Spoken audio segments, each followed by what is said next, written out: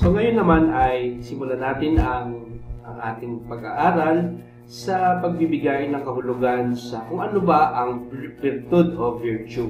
So ang ating katanungan sa recorded lecture na ito na dapat nating masagot pagkatapos nating itong mapanood ay what is virtue? Okay?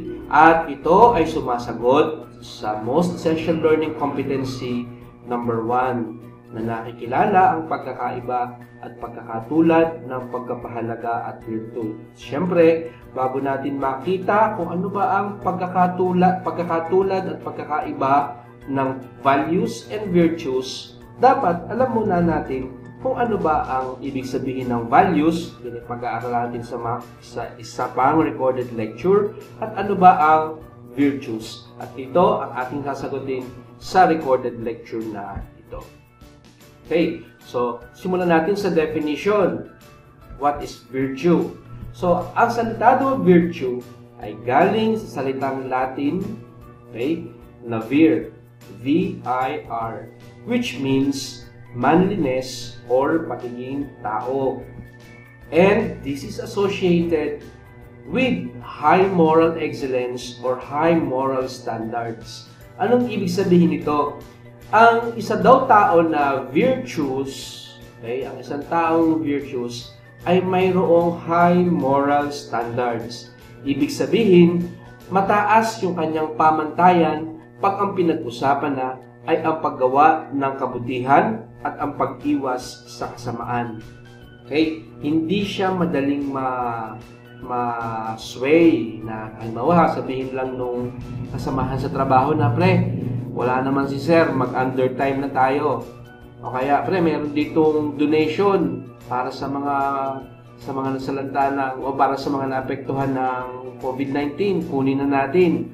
Kumbaga, ito yung mga tao na mayroong mataas na pamantayan pagdating sa paggawa ng kabutihan at pag-iwas sa kasamaan.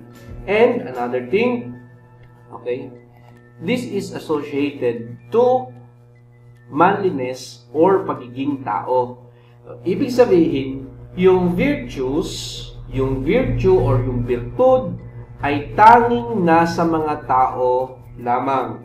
Okay? Walang virtues ang hayop, okay? Walang virtues ang mga halaman. Tanging tao lamang ang biniyayaan ng Diyos ng kapasidad na magkaroon ng virtues. Okay? Bakit? Kasi meron tayong isip at kilos loob na may kakayahang alamin ang tama, gawin ang tama.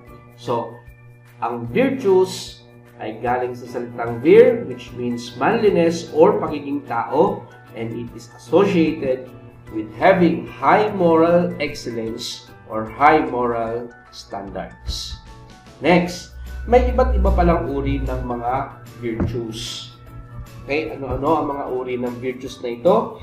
So, meron tayong tinatawag na classification of virtues. Ang dalawang classification na ito ay ang intellectual virtues at ang mga moral virtues. So, intellectual virtues muna. Pag sinabi nating intellectual virtues, this is related to the way a person uses his or her intellect either by improving the way we think or by using our intellect. Okay? So, ginagamit yung isip, di ba? Yung isip, hindi lang basta yan nandiyan sa ating utak, yung kakayahan mag-isip. Kundi, gumagamit tayo ng isip para malaman natin yung tama, magawa natin yung tama, malaman ang katotohanan, malaman ang mali, at iwasan ang paggawa ng masama, at iwasan ang paggawa ng mali. So, ito ay tinatawag na gawi ng kaalaman or habit of knowledge. Okay? So, this is related to the way we use our intellect and how to use it properly. How to use it as designed. Dahil hindi naman basta-basta ginagamit yung intellect, batay lang sa kagustuhan natin. May reason kung bakit inilagay yung intellect sa tao at hindi sa iba pang nilalang. Now, there are 5 intellectual virtues. There are 5 intellectual virtues. So, again, itong mga virtues na ito ay related sa paggawa o paggamit natin ng ating kaalaman. Pwede natin sabihin siyang habit of knowledge or habit of the mind. So, ano itong lima ng ito? Una, understanding. So, kailangan meron pala tayong understanding. Meron ding science, wisdom, prudence, and art. So, pag-unawa, agham, karunungan, maingat na paghuhusga, at sining. So, isa-isahin natin kung ano ba ang ibig sabihin nito. And mapapansin ninyo, tingnan natin, tanungin natin ang ating sarili habang pinapanood natin, habang pinapakinggan natin itong recorded lecture, kung nasa sa atin na ba itong intellectual virtues na ito. Okay, we begin pag-unawa.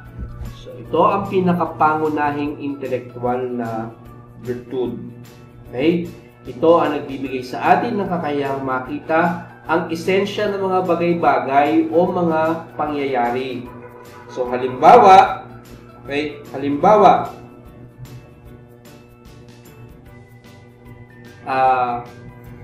nakita kang kaklase na nanghingi ng sagot, sa kanyang kaklase para sa exam. So, hindi muna siya kumuha ng exam, tinatapos niya muna yung kanyang mga kaklase, tapos saka siya humingi ng tanong, anong sagot? Okay? Sa pamamagitan ng pag-unawa, nalalaman natin, naiintindihan natin, bakit nga ba mali yung kanyang ginawa? Okay? At bakit mali yung paghingi ng sagot sa mga kaklase? Bakit tama yung pag-aaral at pagsagot ng ayon sa sarili mo lamang?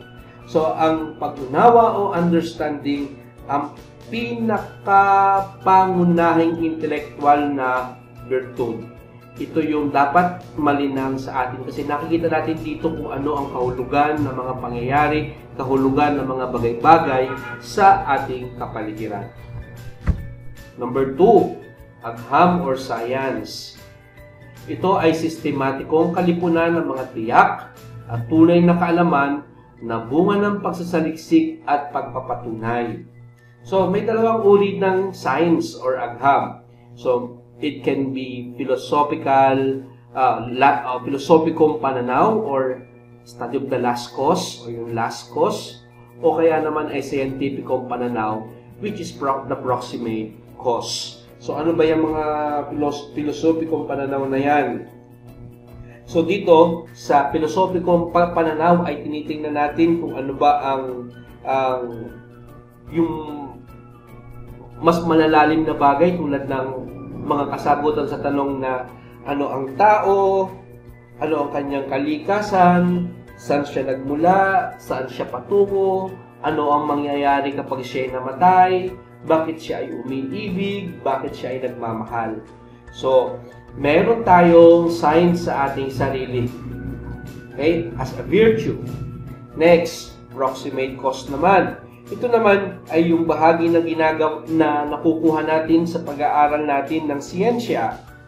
Okay? Halimbawa, pinag-aralan natin yung sa science natin, yung bahagi ng tao. Okay? Bakit ganito ang kanyang kilos, bakit ganito ang kanyang kakayahan, bakit ito ang kanyang kapangyarihan, etc. etc. So that is bahagi ng intellectual virtue and the type is science or agham. Next, karunungan or wisdom. So, kung yung understanding ang sabihin natin basic, ito naman ang pinakamataas na uri ng karunungan at pinakahuling layunin ng lahat ng kaalaman. Okay? So, ito yung nagtuturo sa atin upang makapagbigay ng paghusga ng tama at gawin ang bagay na mabuti. So, naiintindihan mo, di ba sabi ko kanina, yung nanulad, okay? Naiintindihan mo. But what happens to you? Will you also copy the answer of your classmates or will you study on your own? Nakikita mo doon, ano ba yung wisdom sa gagawin mo? Hindi ako manunulat dahil ganito, ganyan, ganyan. So, that is wisdom. At ito ang hinahangad na magkaroon tayo. Hindi lang yung knowledge na alam mo ang you can recite the parts of the body, you can recite the bones dito sa ating palad, maiisa-isa mo ang planeta, maiisa-isa mo ang constellation. Mahalaga yung mga knowledge o kaalaman na ganon. But what we are looking for, what we are trying to achieve is to possess wisdom. Bakit? Yung wisdom kasi mas malalim. Okay? Hindi siya katulad ng kaalaman na pwedeng pag-aralan. Wisdom, okay, yung wisdom, nadidevelop siya sa pamamagitan ng paggamit ito, pag-intindi. Okay? Kaya mas malalim ito at pinakamataas na uri ng karunungan. Number 4. Okay? I think this is number 4. Ang maingat na paghuhusga or prudence. So, ito naman, di ba, parang may mga kanya-kanyang katawagan yung iba't ibang wisdom. So, itong prudence naman is called practical wisdom. Na kung saan, na ilalapat natin ang ating mga karunungan sa mga practical na bagay. So, again, pwedeng nasa head level yung alam mo. Okay? Pero, pag naroon ka na sa sitwasyon, how will you do it? How will you resolve the problem? How will you react?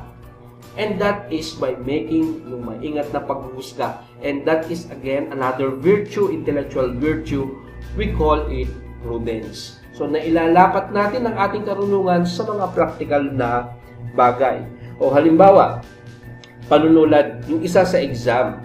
Ngayon naman, pinasusunod kayo ng reflection paper. Okay, reflection paper naman.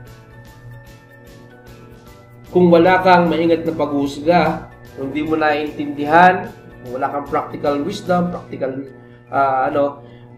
kung pwede mangopya ka na lang sa internet pa rin. Okay? Magkaibang bagay na yon. Pero ito, okay, pareho siyang practical na bagay. So, ang maingat na paghuhusga ay practical wisdom. Okay? Practical wisdom. You are able to put it into practice. Yan. Practical wisdom, practice, specific situations na yan. So, marami kang kaalaman, marami kang karunungan. Kaya mong sabihin niya ganito, ganyan. Pero, paano na pag nasa practical na situation? Paano na pag naroon ka sa ganung uri na sitwasyon? What will you do? Okay? Diyan mo gagamitin naman yung paghusga or prudence. Next. Sinning or art. So, hindi ito basta yung yung gagawa tayo ng mga work of art. So, related din naman siya, pero ito ay nagtuturo naman sa atin kung paano lumikha ng tamang pamamaraan. Paano humusga tungkol sa mga bagay na dapat isagawa. Okay? So, paano mo isasagawa ang isang bagay? At ito ay isang art. Now, itong mga intellectual virtues na ito, yung understanding, prudence, wisdom, art, saka itong science. So, wala yan sa atin nung tayo isilang. Okay, kagaya, hindi katulad ng isip at kilos loob na naroon na habang nang tayo isilang. Wala pa ito. And it is developed, or we developed it only. Okay? So, ito ang 5 uri ng intellectual virtues. Again, we said that virtues can be classified into intellectual and moral. Now, we go to the moral virtues. Ito naman ay may kinalaman sa ating pag-uugali. Yung intellectual virtues, may kinalaman sa ating pag-iisip. This one has something to do with the way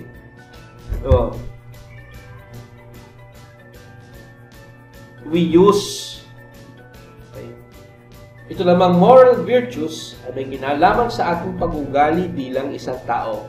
Kung ang intellectual virtues ay may kaugnayan sa isip at tamang paggamit nito, ang mga moral virtues naman ay may kinalaman sa kilos loob. So yung isa ay intellect, this one is for our kilos loob. So ano-ano mga halimbawa ng mga moral virtues? Unang sa lahat ay katarungan or justice. Ito ang nagbibigay ng kalakasan sa isang tao upang ibigay niya ang nararapat sa iba pang tao. So halimbawa, pinapag-aral ka ng iyong magulang, so kahit mahirap ang panahon ngayon, pinapag-aral ka pa rin. So justice demands that we give our best in studying despite difficulties because our parents are doing their very best. Okay? That is justice. Ibinibigay mo sa tao ang nararapat sa kanya. Ano ang nararapat sa kanya sa iyong kapatid? Pag mahalin mo, you give that. That is the moral value or virtue of justice. Next, pagtitimpi or temperance, or pwede natin sabihin na moderation. Ito ang virtud na nagbibigay ng kalakasan sa isang tao upang makapagtimpi. So matatandaan ninyo dun sa ating extend your learning tungkol dun sa pagkain at napag-aralan nyo sa health. So yung iba, ang sagot ay kakain pa rin noon kahit bawal. Okay? So ang pagtitimpi or temperance, yung nagpipigil sa atin para hindi gawin ang mga bagay na makasasama sa atin. So it controls us. Okay, halimbawa, gusto mong huwag mo na mag-aral kasi asarap ng 3 weeks na bakasyon, ng mga bata lang. So, itong temperance, yung moderation, yung pagtitimpi, yun ang magbibigay sa iyo na you have to tamper, okay? You have to minimize yung enjoyment ko ng vacation because simula na naman ng klase. Okay? Pwede rin ito sa pagkagalit. Gusto mo nang manuntok. Okay? Yung pagtitimpi, yung temperance, yun ang magbibigay sa iyo ng control sa iyong sarili sa paggawa ng mali. Again, kilos loob ito ha. Next, katatagan or fortitude. Ito ang virtud na nagbibigay ng kalakasan sa isang tao upang maging matatag ang kanyang kalooban. So halimbawa, yung mga sa COVID, maraming namatayan ng pamilya, isa lang siyang natira, but that person was still able to stand up for himself or for herself. Why? Because that person possessed fortitude. Iba yung bravery sa fortitude.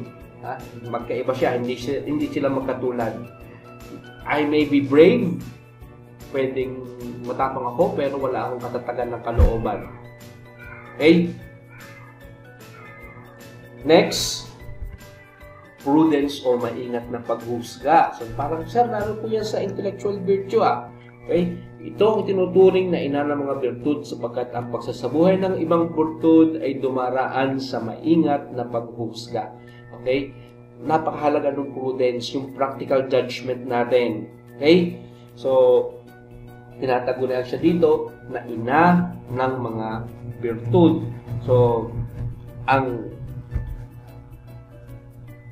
ito ang mga iba't ibang virtues at gaya ng sinabi natin, pwede nating hatiin ang virtues or classify virtues into two, intellectual and moral.